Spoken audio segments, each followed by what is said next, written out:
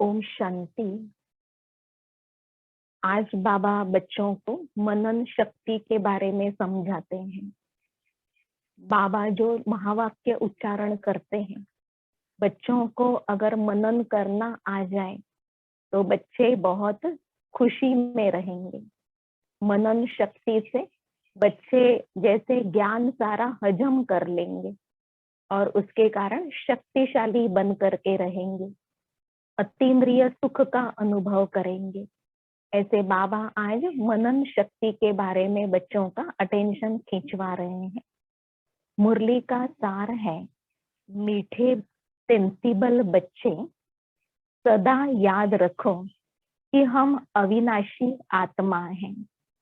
हमें अब बाप के साथ पहले तबके में जाना है। बाबा ने कहा, मीठे सेंसिबल बच्चे सदा याद रखो कि हम अविनाशी आत्मा हैं। हमें अभी बाबा के साथ पहले तबके में अपने परमधाम घर जाना है।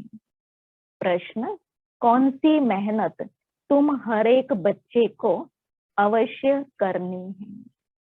बाबा तुम्हें जो इतनी नॉलेज देते हैं उसे अपनी दिल से लगाते रहो, अंदर ही अंदर उसको मनन कर हजम करो, जिससे शक्ति मिलेगी।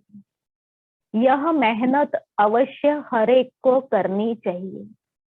ऐसी गुप्त मेहनत जो करते हैं वह सदा हर्षित रहते हैं। बाबा के महावाक्यों को जो दिल से लगाएंगे, रिवाइज करेंगे, मनन करेंगे, उसके राज समझेंगे तो जरूर उन आत्माओं को शक्ति मिलेगी और सदा हर्षित रहेंगे। उन्हें नशा रहता है कि हमें पढ़ाने वाला कौन है, हम किसके सामने बैठे हैं। उन्हें नशा रहता है कि हमें पढ़ाने वाला कौन है, हम किसके सामने बैठे हैं। ओम शांति। यह किसने कहा? 2 बार कहते हैं ओम शांति, ओम शांति। किस किसने कहा होगा? एक शिव बाबा ने कहा, एक ब्रह्मा बाबा ने कहा। यह बाप दादा इकट्ठा है तो दोनों को बोलना पड़े ओम शांति, ओम शांति। यह पहले किसने कहा, बाद में किसने कहा? पहले शिव बाबा ने कहा ओम शांति, मैं शांति का सागर हूं। पीछे किसने कहा? दादा की आत्मा ने कहा।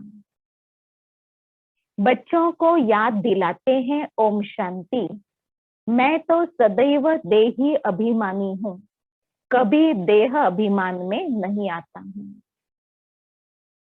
शिव बाबा याद दिलाते कि मैं सदैव देही अभिमानी हूं, मैं शांति का सागर हूं, मैं कभी देह अभिमान में नहीं आता हूं।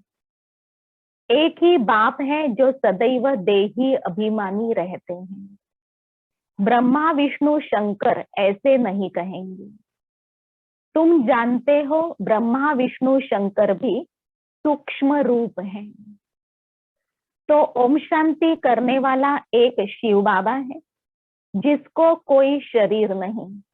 बाप तुमको अच्छी रीति समझाते हैं और कहते हैं मैं एक ही बार आता हूं, मैं सदैव देही अभिमानी हूं। शिव बाबा को सदैव स्मृति रहती है कि मैं ज्योति बिंदु स्वरूप हूं, मैं विदेही हूं, मैं अशरीरी हूं, मैं निराकार हूं। शिव बाबा को सदैव ये भान रहता है। इसलिए देही अभिमानी या आत्म अभिमानी ये स्टेज हमेशा रहती शिव बाबा की। और जो देह में आते, पुनर्जन्म में लेते, वो धीरे धीरे देह अभिमानी बन गए हैं। तो बाबा ने कहा मैं कभी भी देह अभिमानी नहीं बनता हूं, मैं पुनर्जन्म में नहीं आता, इसलिए मेरी महिमा ही न्यारी है। मुझे कहते हैं निराकार परम पिता परमात्मा। भक्ति मार्ग में भी शिव के लिए कहेंगे निराकार परम पिता परमात्मा। निराकार की पूजा होती है, वह कभी देह में नहीं आते, अर्थात देह अभिमानी नहीं बनते। अच्छा, फिर उसके नीचे आओ सूक्ष्म वतन में, जहां ब्रह्मा विष्णु शंकर रहते हैं। शिव का नाम रूप तो देखने में नहीं आता, चित्र बनते हैं, लेकिन वह है निराकार। वह कभी साकार बनते ही नहीं। शिव बाबा कभी साकार बनते ही नहीं। देह लेकर के बाल युवा वृद्ध अवस्थाएं पार करें, कर्म फल के चक्र में आए, ये कभी होता ही नहीं। बाबा आते भी हैं तो परकाया प्रवेशता से, जैसे ही बाबा का काम पूरा हुआ ऐसे निकल के परम धाम चले जाते 1 सेकंड में। फिर आना हो तो आ जाते ब्रह्मा बाबा के तन में या गुलजार दादी के तन में। तो बाबा का परकाया प्रवेशता का पार्ट है, बाकी जन्म लेकर के कर्म इंद्रियों के बंधन में नहीं फंसते। पूजा भी निराकार की ही होती है। बच्चों की बुद्धि में सारा ज्ञान रहता है, भक्ति तो की है, चित्र बच्चों ने देखा है। तुम जानते हो सतयुग त्रेता में न चित्रों की भक्ति होती न विचित्र की। बुद्धि में आता है परमपिता परमात्मा विचित्र है, उनका न सूक्ष्म न स्थूल चित्र है। उनकी महिमा गाई जाती है, दुख हरता सुख करता पतित पावन। शिव बाबा का न सूक्ष्म न स्थूल चित्र है, न सूक्ष्म देह है न स्थूल देह है। उनको कहा ही जाता है निराकार। पूजा होती है निराकार स्वरूप की, शिवलिंग की पूजा होती है। उनको कहा जाता है दुखहर्ता सुख करता पतित पावन। तुम और किसी के चित्र को पतित पावन नहीं कहेंगे। कोई भी मनुष्य नहीं जिनकी बुद्धि में यह बात हो। ब्रह्मा विष्णु शंकर हैं सूक्ष्म वतनवासी। पहला तबका, फिर दूसरा तबका, ऊंच से ऊंच है मूल वतन। उस तबके में रहने वाला है परम पिता परमात्मा। सेकंड नंबर तबके में सूक्ष्म शरीर वाले हैं। थर्ड तबके में स्थूल शरीरधारी हैं, जिसमें मुंजना नहीं है। बाबा 3 लोकों का चित्र बच्चों के सामने स्पष्ट कर रहे हैं। सबसे ऊपर है मूल वतन, जहां आत्माएं निराकारी रूप में रहती है। फिर बीच में सेकंड तबका, जिसको बाबा ने कहा वो है सूक्ष्म वतन, जहां आकारी देवताएं रहते हैं। वो है फरिश्तों की दुनिया। वहां जैसे सफेद प्रकाश ही प्रकाश होता है। और यहाँ साकार वतन में, स्थूल वतन में सबको स्थूल शरीर है। तो यहाँ पर तो आत्माओं को अपना अपना पार्ट बजाना है। यह बातें सिवाय परमपिता परमात्मा के कोई समझा नहीं सकता। ऊपर में सृष्टि है आत्माओं की, उसको कहा जाता है निराकारी दुनिया।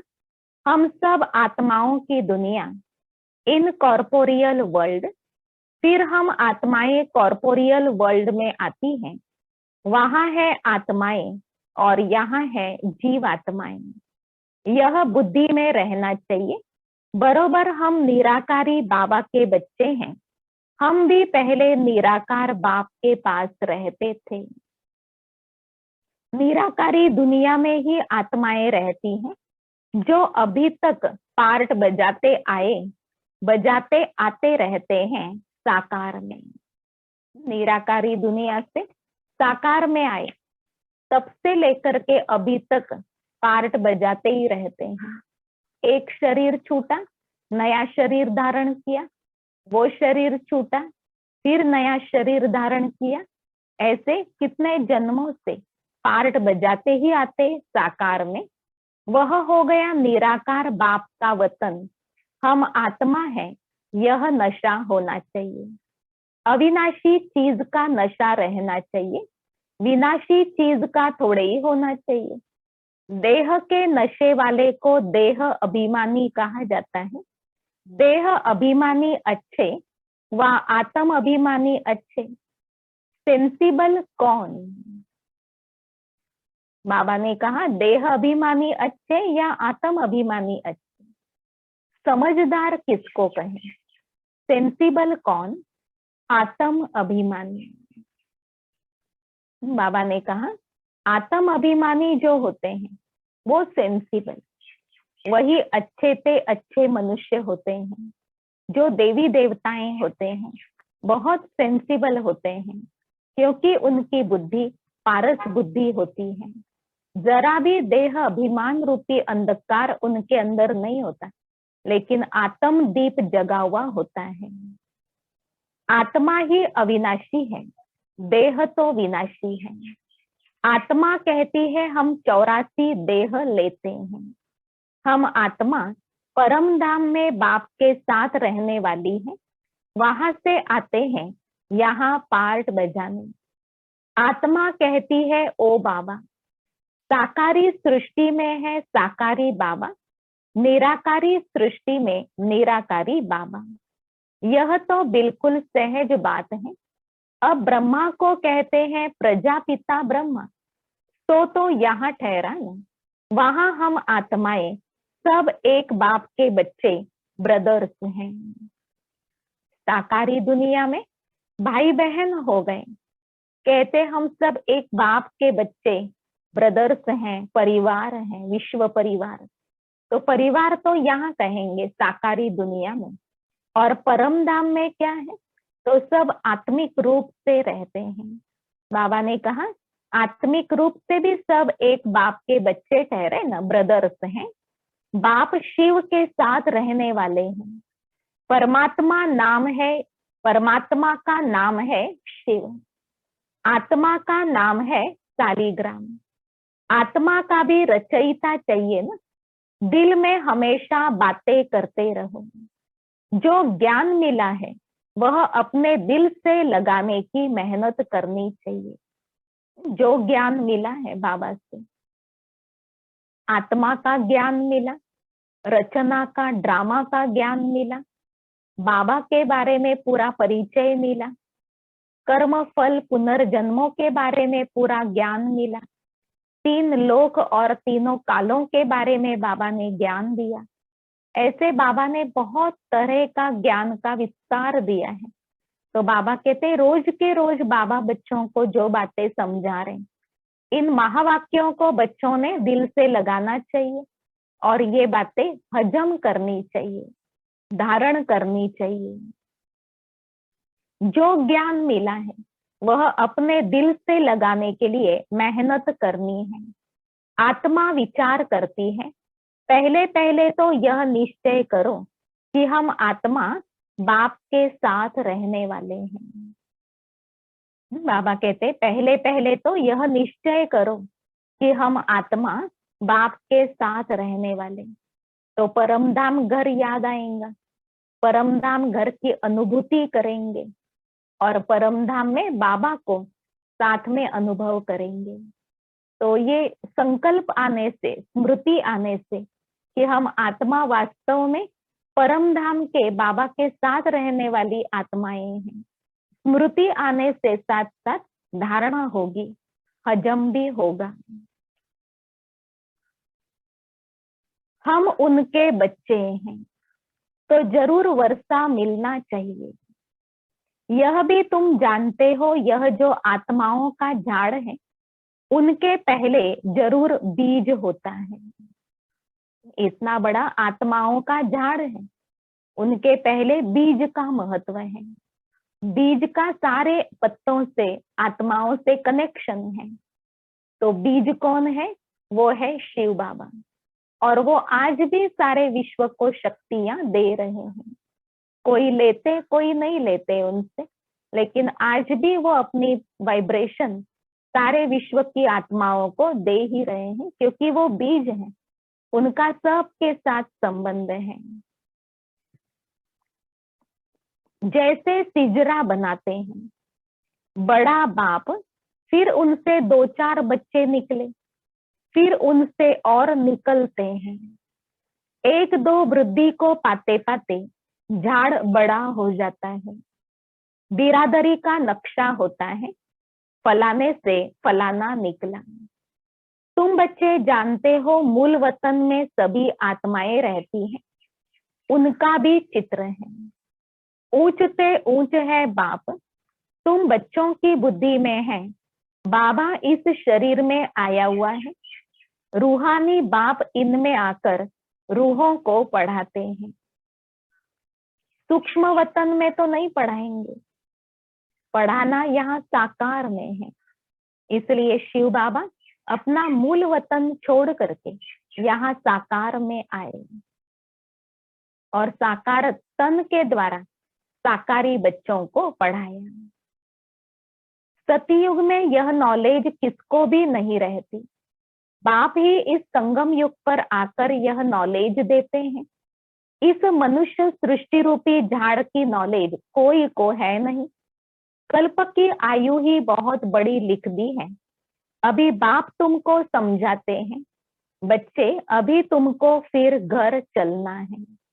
वह है आत्माओं का घर, बाप और बच्चे रहते हैं, सब ब्रदर्स हैं। ब्रदर और सिस्टर तब कहा जाता जब यहाँ शरीर धारण करते हैं। हम आत्माएं सब भाई भाई हैं, भाई का जरूर बाप भी होगा ना। वह है परमपिता परमात्मा। सभी आत्माएं शरीर में रहते हुए उनको याद करती हैं। सतयुग त्रेता में कोई याद नहीं करते, पतित दुनिया में सभी उनको याद करते हैं, क्योंकि सब रावण की जेल में हैं। सीता पुकारती थी, हे राम। रावण की शोक वाटिका में होने के कारण सीता वियोग में थी, दुखी थी, पुकारती थी, हे राम तो आत्मा रूपी सीता है जो परमात्मा राम को बुलाती है। बाप समझाते राम कोई त्रेता वाला याद नहीं आता, राम परमपिता परमात्मा को याद करते रहते हैं। आत्मा पुकारती है, अभी तुम जानते हो आधा कल्प फिर हम किसको पुकारेंगे नहीं, क्योंकि सुखधाम में रहेंगे। आधा कल्प कभी किसी को पुकारेंगे नहीं, क्योंकि सुखधाम में होंगे। सुख में कोई किसी को, इष्ट देवता को, गुरु को, भगवान को पुकारते नहीं हैं। इस समय ही बाप समझाते, दूसरा कोई नहीं जानते। वह तो कह देते आत्मा सो परमात्मा, आत्मा परमात्मा में लीन हो जाती है। बाप समझाते आत्मा तो अविनाशी है, एक भी आत्मा का विनाश नहीं हो सकता। बाबा कहते एक भी आत्मा का विनाश नहीं हो सकता। आत्मा परमात्मा में जाकर के लीन नहीं हो जाएंगी। लीन हो गई माना विनाश हो गया, पार्टधारी खत्म हो गया, तो फिर उसका पार्ट कौन बजाएंगे ड्रामा में। तो बाबा ने कहा आत्मा को पार्ट बजाना है शरीर रूपी चोला धारण करके। अगर आत्मा ही लीन हो गई, विनाश हो गई, तो फिर पार्ट कैसे चलेगा। तो बाबा ने कहा एक भी आत्मा का विनाश नहीं होता। जैसे बाप अविनाशी, वैसे आत्मा भी अविनाशी है। यहाँ आत्मा पतित तमो प्रधान बनती है, फिर बाप सतो प्रधान पवित्र बनाते। सारी दुनिया को तमो प्रधान बनना ही है, फिर सतो प्रधान बनना है। पति दुनिया को पावन बनाने बाप को आना पड़ता है। उनको कहते ही है गॉड फादर। बाप भी अविनाशी है, हम आत्माएं भी अविनाशी हैं, यह ड्रामा भी अविनाशी है। बाबा ने कहा बाप भी अविनाशी, आत्माएं भी अविनाशी, तो किसी का पार्ट विनाश नहीं होता। जैसे बाबा को अपना पार्ट बजाना है समय पर, ऐसे हर एक आत्मा को भी अपना अपना पार्ट समय पर बजाना है। कोई आत्मा परमात्मा में लीन नहीं हो जाएगी, कोई भी आत्मा का पार्ट घट नहीं सकता, कोई भी आत्मा का पार्ट बढ़ भी नहीं सकता, चेंज भी नहीं हो सकता, क्योंकि बाबा कहते पार्ट भी फिक्स हो गया है, अविनाशी है। यहाँ आत्मा पतित तमो प्रधान बनती है, फिर बाप सतो प्रधान पवित्र बनाते हैं। सारी दुनिया को तमो प्रधान बनना ही है, फिर सतो प्रधान बनना है। पति दुनिया को पावन बनाने बाप को आना पड़ता है। उनको कहते ही है गॉड फादर। बाप भी अविनाशी है, आत्माएं भी अविनाशी है। यह वर्ल्ड की हिस्ट्री ज्योग्राफी कैसे रिपीट होती है तुम बच्चे जानते हो। इन चारों युगों में हमारा पार्ट चलता है। हम सूर्यवंशी फिर चंद्रवंशी बनते हैं। चंद्रवंशी से जैसे सेकंड ग्रेड में आ जाते हैं, सूर्यवंशी से चंद्रवंशी बने तो फर्स्ट ग्रेड से सेकंड ग्रेड में आ गए। 14 कला वालों को सूर्यवंशी नहीं कह सकते, वास्तव में देवी देवता भी उन्हों को नहीं कह सकते। बाबा ने कहा 14 कला वालों को, त्रेता युगी देवी देवताओं को देवी देवता भी नहीं कहना चाहिए। जो सूर्यवंशी है सतयुगी, केवल उनको ही बाबा देवी देवता कहते, और जो त्रेता युग से लेकर के हैं उनको बाबा ने क्षत्रिय कहा।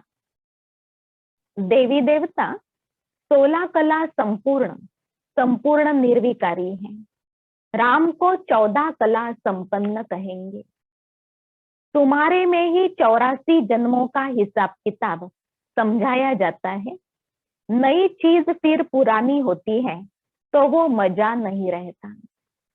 पहले संपूर्ण पवित्र रहते, फिर थोड़े वर्ष पास होंगे तो थोड़ा पुराना मकान कहेंगे। मकान का भी मिसाल दिया जाता है। ऐसे हर चीज होती है, हर चीज पहले नई फिर पुरानी होती है। तो बाबा ने कहा हर चीज पहले सतो प्रधान फिर तमो प्रधान हो जाती। प्रकृति के तत्वों का भी ऐसे है, मनुष्यात्मा के शरीर का भी ऐसे, पहले नया होता है फिर शरीर भी धीरे धीरे पुराना हो जाता है। समय बदलते बदलते हर चीज को पुराना होना ही है।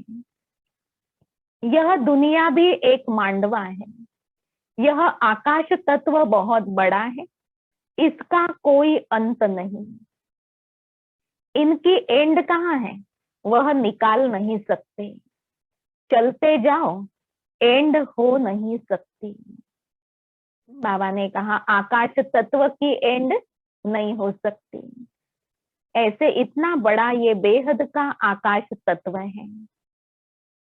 यूं साइंस वाले कितनी कोशिश करते एंड देखने की, लेकिन जा नहीं सकते, अंत पा नहीं सकते। ब्रह्म तत्व बहुत बड़ा बेअंत है। हम आत्माएं बहुत थोड़ी जगह में रहती हैं। यहाँ बिल्डिंग आदि कितनी बड़ी बड़ी बनाते हैं, स्पेस बहुत है, खेती आदि भी तो होनी चाहिए ना। वहां तो सिर्फ आत्माएं रहती हैं। आत्मा शरीर बिगर कैसे खाएगी, वहां तो अभोक्ता है। परम धाम में आत्मा शरीर बिगर कैसे खाएगी। यहाँ साकार में है, शरीर है, तो खान पान सब चाहिए। प्रकृति का बना हुआ शरीर है तो उसको प्रकृति के द्वारा पानी चाहिए, ऑक्सीजन चाहिए, भोजन चाहिए, आराम चाहिए। और परम धाम में आत्मा अपने बिंदु रूप स्थिति में होती है तो वहां पर कुछ नहीं चाहिए। आत्मा बिल्कुल विश्राम की स्थिति में होती है। तो बाबा ने कहा परम धाम में तो आत्मा अभोक्ता है। खाने व भोगने आदि की कोई चीज होती नहीं। बाप समझाते यह ज्ञान तुम बच्चों को एक ही बार मिलता है, फिर कल्प बाद तुम बच्चों को दिया जाता है।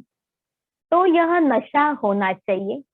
हम देवता धर्म वाले थे, तुम कहते हो बाबा आज से 5000 वर्ष पहले हम आपके पास आए थे शूद्र से ब्राह्मण बनने, अब फिर हम आपके पास आए हैं। वह निराकार होने के कारण तुम कहेंगे दादा के पास आए हैं। बाप ने इनमें प्रवेश किया है।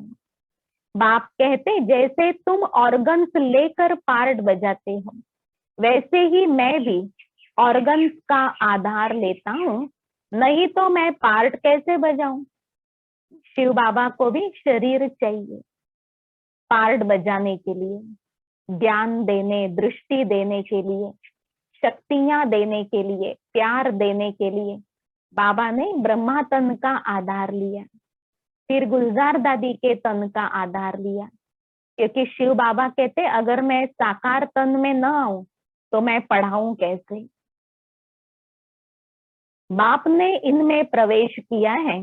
बाप कहते जैसे तुम ऑर्गन्स लेकर पार्ट बजाते हो, वैसे ही मैं भी ऑर्गन्स का आधार लेता हूँ, नहीं तो मैं पार्ट कैसे बजाऊं। शिव जयंती भी मनाते, शिव तो निराकार है, उनकी जयंती कैसे हुई। मनुष्य तो एक शरीर छोड़ दूसरा लेते। बाप कहते मैं आकर तुम बच्चों को राजयोग सिखाऊं। कैसे सिखाऊं। मनुष्य से देवता बनाने के लिए राजयोग बाप ही आकर सिखाते हैं। मुझे ही पतित पावन ज्ञान का सागर कहते, मुझे झाड़ के आदि मध्य अंत का मालूम है।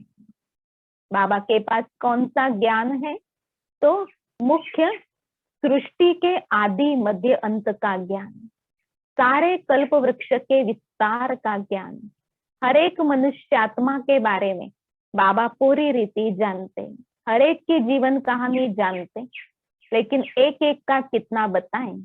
इसलिए बाबा ने फिर 84 जन्मों की कहानी श्री कृष्ण की आत्मा की बताई। बाबा ने कहा ये भारत की कहानी है, तो बाबा के पास विस्तार पूर्वक ज्ञान भी है, सार में भी दे सकते हैं। तुम बच्चे समझते हो बाबा इनमें प्रवेश कर हमको सब नॉलेज समझाते, ब्रह्मा विष्णु शंकर के पार्ट को भी समझना चाहिए। बाप को तो समझा है कि वह पतित, तो बाबा कहते हैं मैं पढ़ाऊं कैसे। तुम बच्चे जानते हो बाबा इसमें प्रवेश कर हमको नॉलेज समझाते हैं, ब्रह्मा विष्णु शंकर के पार्ट को भी समझना है। बाप को तो समझा है कि वह पतित पावन है, हर एक की महिमा अलग अलग, ड्यूटी अलग अलग होती है, प्रेसिडेंट प्राइम मिनिस्टर आदि बनते हैं। आत्मा कहती है यह मेरा शरीर है, मैं प्राइम मिनिस्टर हूँ। आत्मा शरीर के साथ न हो तो बोल न सके। शिव बाबा भी है निराकार, उनको बोलने के लिए कर्मेंद्रियों का आधार लेना पड़ता है, इसलिए दिखाते हैं मुख से गंगा निकली। यादगार में गौमुख बनाया है और उससे गंगा निकली ऐसे बताया, तो कर्मेंद्रिय दिखाया न, मुख दिखाया है जिससे गंगा निकली। गंगा को भी स्थूल पानी का रूप दिया और मुख भी स्थूल में दिखाया है। तो बाबा ने जो मुरलियां चलाई, ज्ञान दिया, बाबा ने जो बच्चों के जीवन परिवर्तन के लिए सेवाएं की, उसके लिए साकार मुख का आधार जरूर चाहिए। तो ब्रह्मा बाबा के मुख का यादगार बनाया गौ मुख। अब शिव तो है बिंदी, उनको मुख कहाँ से आया, तो इसमें आकर बैठ समझाते हैं, उससे ज्ञान गंगा बहाते हैं। बाप को ही सब याद करते हैं, हे पतित पावन आओ हमको इस दुख से छुड़ाओ, वही बड़े से बड़ा सर्जन है। उसमें ही पतितों को पावन बनाने का ज्ञान है। सर्व पतितों को पावन बनाने वाला एक सर्जन है। सतयुग में सब निरोगी होते हैं। यह लक्ष्मी नारायण सतयुग के मालिक हैं। इसको ऐसे कर्म किसने सिखाए जो ऐसे निरोगी बने? बाप ही आकर श्रेष्ठ कर्म सिखलाते हैं। यहाँ तो कर्म कूटते रहते हैं। सतयुग में तो ऐसे नहीं कहेंगे कि कर्म ऐसे किए हैं। सतयुग में ज्ञान नहीं होता, इसलिए ये नहीं कहेंगे कि कर्म ऐसे किए हैं इसलिए इतने सुखी हैं, पिछले जन्म में पुरुषार्थ करके आए हैं इसलिए ऊंच पद मिला है, ऐसे सतयुग में नहीं कहेंगे। बाबा ने कहा जो भी ज्ञान होता है द्वापर युग कलियुग में भक्ति मार्ग में, उतना भी ज्ञान सतयुग त्रेता में नहीं होता है। यहाँ संगम युग पर बच्चों के पास फुल नॉलेज है और सतयुग त्रेता में ये बातें सोचेंगे नहीं। वहां कोई दुख रोग होता नहीं, यहाँ तो एक दो को दुख देते रहते हैं। सतयुग त्रेता में दुख की बात नहीं होती। जो कहा जाता है कि यह कर्म का भोग है, दुख की बात भी नहीं होती। उसके कारण कभी कहेंगे नहीं कि ये कर्म का भोग है, ये कर्म की सजा है, ऐसे कहने की दरकार नहीं। कर्म अकर्म विकर्म का अर्थ कोई समझ नहीं सकते। तुम जानते हो हर एक चीज पहले सतो प्रधान फिर सतो रजो तमो बनती है। सतयुग में 5 तत्व भी सतो प्रधान रहते, हमारे शरीर भी सतो प्रधान प्रकृति के होते। फिर आत्मा की 2 कला कम होने से शरीर भी ऐसे बनते हैं। सृष्टि की भी 2 कला कम हो जाती। यह सब एक बाप ही बैठ समझाते, दूसरा कोई समझा न सके। बाबा ने कहा सतयुग त्रेता में आत्माएं सतो प्रधान, शरीर भी सतो प्रधान होते हैं। तो शरीर भी जैसे 16 कला संपूर्ण होते, आत्मा बिल्कुल पवित्र प्रकृति के द्वारा सुख प्राप्त करती है। त्रेता में 2 कला कम वाले शरीर मिलेंगे, परंतु रोगी शरीर नहीं होंगे, क्योंकि निर्विकारी तो होते हैं। योग बल से ही जन्म लेते हैं। फिर भी बाबा ने कहा त्रेता युगी 16 कला संपन्न नहीं होते, 14 कला वाले होते हैं, इसलिए उनको देवी देवता नहीं कहा जाएगा। सतो सामान्य स्थिति होती है, फिर सीढ़ी नीचे उतरना है।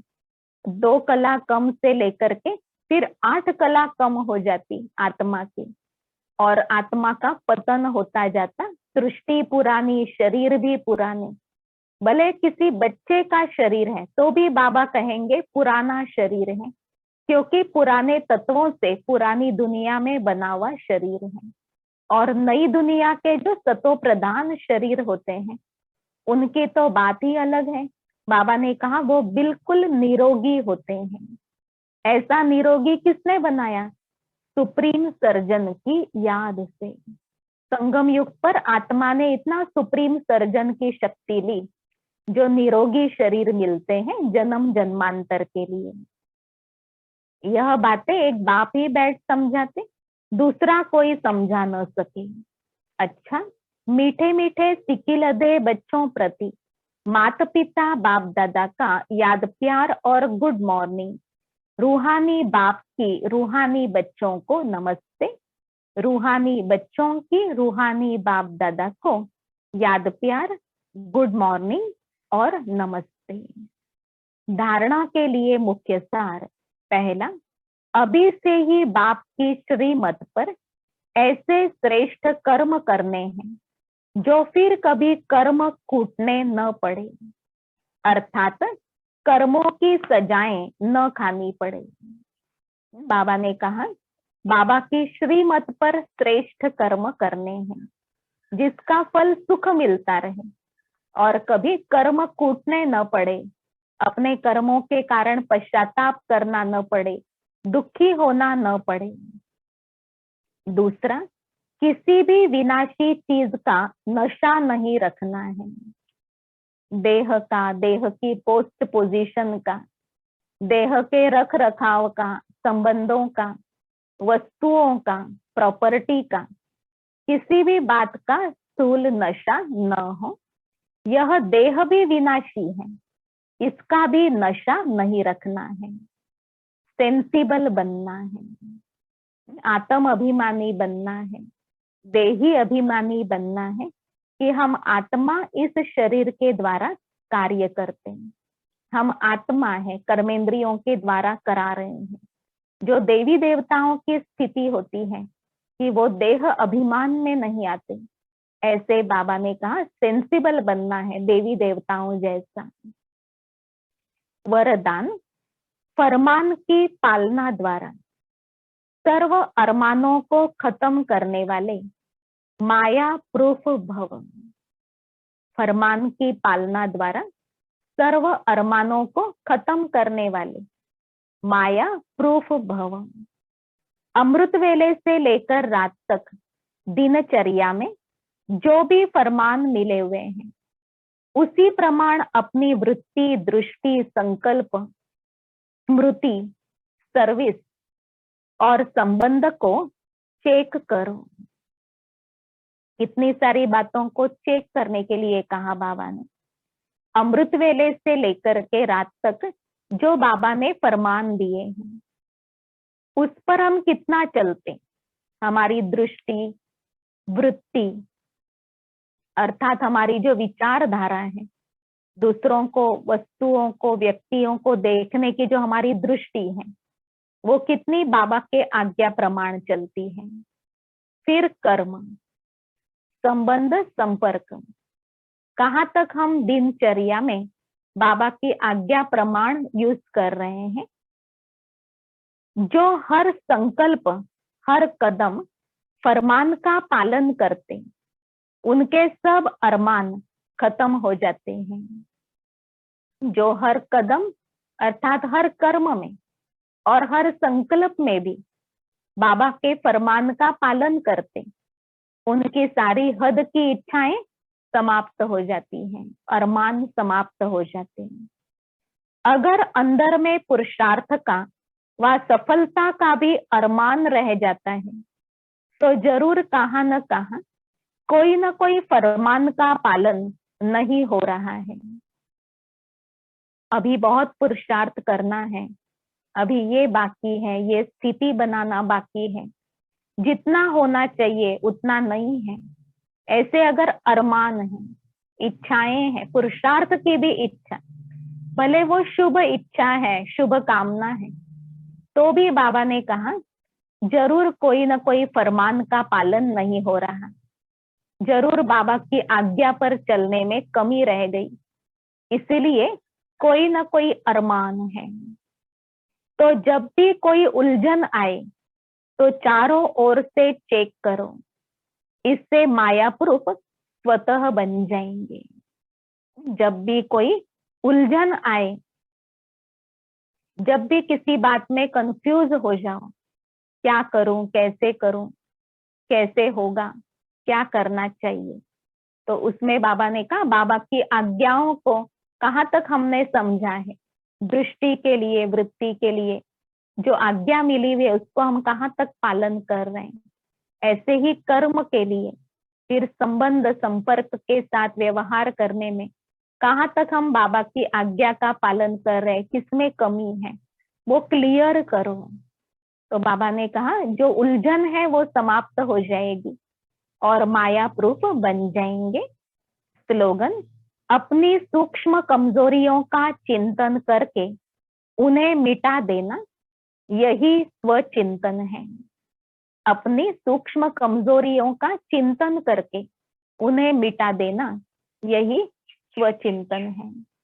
कल बाबा ने सुनाया था स्लोगन में कि परचिंतन किसको कहें, अपना दोष दूसरे के ऊपर लगा देना, उसको परचिंतन कहा बाबा ने। स्वचिंतन, अपने को देख, अपनी सूक्ष्म कमी कमजोरियों को जानना, सिर्फ जानना, चेकिंग करना नहीं, लेकिन उस कमजोरी को मिटाने का पुरुषार्थ भी करना, क्योंकि सिर्फ चेकिंग करेंगे तो कहीं नाराज हो जाएंगे, उदास हो जाएंगे कि हमारे में इतनी सारी कमियां हैं अभी भी। परंतु चेंज भी करते चलो बाबा की शक्तियां लेकर के, तो उसके आधार से स्व परिवर्तन की खुशी होंगी, स्व परिवर्तन से दूसरों की सेवा में भी तत्पर रह सकेंगे, विश्व परिवर्तन के कार्य में। तो चेक करना है, उन्हें मिटाना है कमियों को, ये है स्वचिंतन। मुरली के सार में बाबा ने कहा आज बच्चों को मीठे सेंसिबल बच्चे कह करके बाबा ने प्यार से संबोधित किया। सेंसिबल कब बनेंगे, जब आत्म अभिमानी होंगे, देह अभिमान जरा भी न हो। तो बाबा ने कहा आप अविनाशी आत्मा हैं और अपने घर पहले तबके में चलना है, ये स्मृति रखो। हमको बाबा के साथ अपने मूल वतन घर जाना है। फिर प्रश्न पूछा कौन सी मेहनत हर एक बच्चे को अवश्य करनी है, तो उत्तर में कहा कि बाबा जो इतना सारा ज्ञान का खजाना दे रहे हैं, एक एक महावाक्य को अपने दिल से लगाना है, मनन करना है, उसे हजम करना, धारण करना, ये मेहनत हर एक को अवश्य करनी है।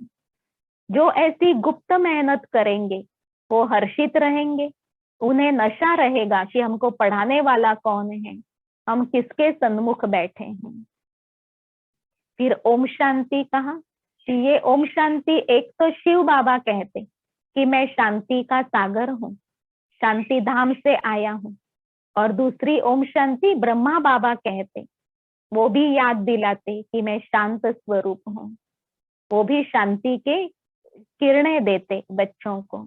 तो ब्रह्मा बाबा और शिव बाबा दोनों भी कंबाइंड है, दोनों भी कहते ओम शांति, तो बच्चे भी बाबा को रिस्पॉन्स देते, डबल ओम शांति कहते हैं।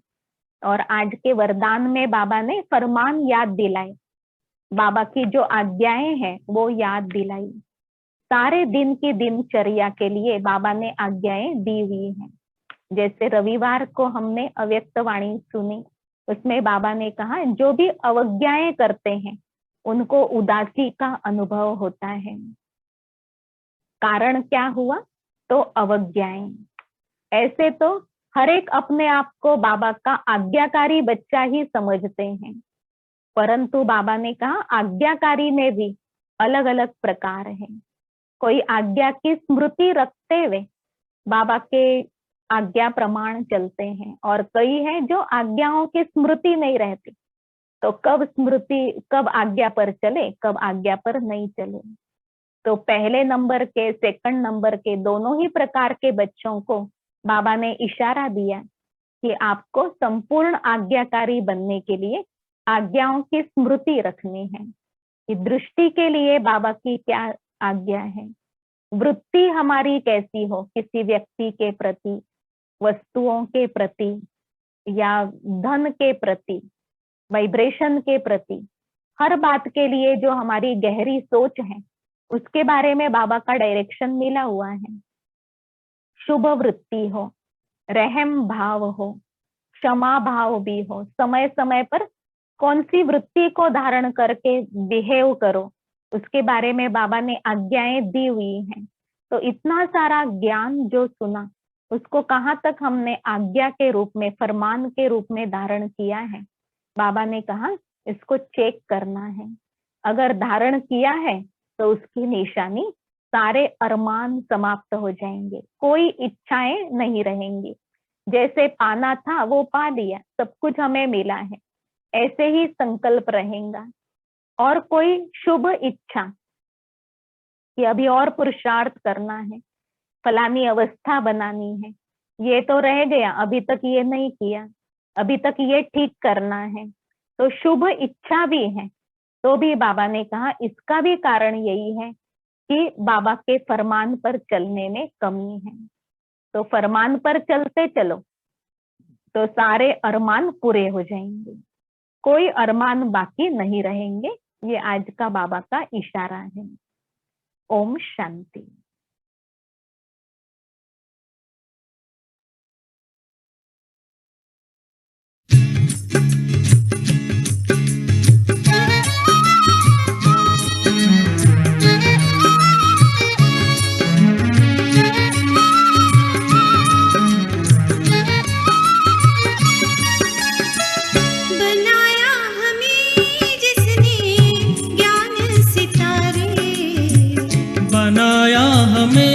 जिसने ज्ञान सितारे, वो बाबा है प्यारे दिलों के सहारे, वो बाबा है प्यारे दिलों के सहारे।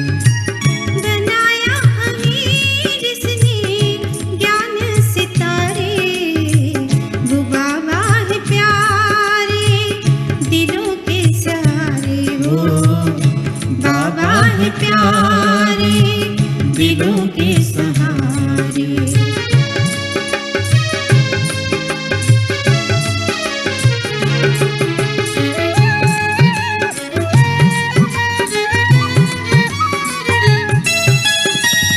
जिसने चलाई अमृत वाणी, चढ़ जाती सुनकर मस्ती रूहानी।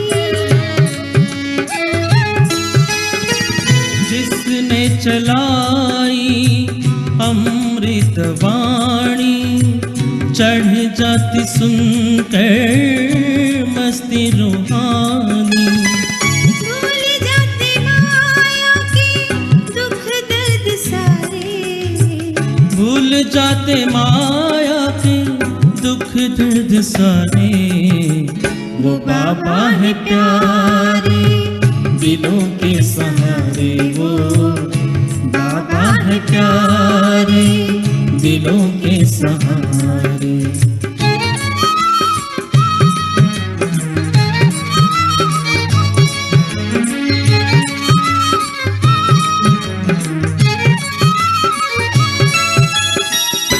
जादू भरा ऐसा दीदार उनका, अतीन्द्रिय सुख में झूले मन सबका।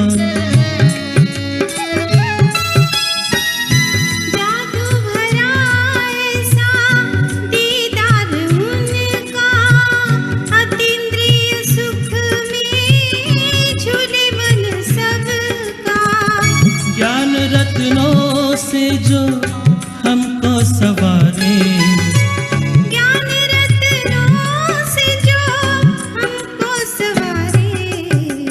वो बाबा है प्यारे, दिलों के सहारे वो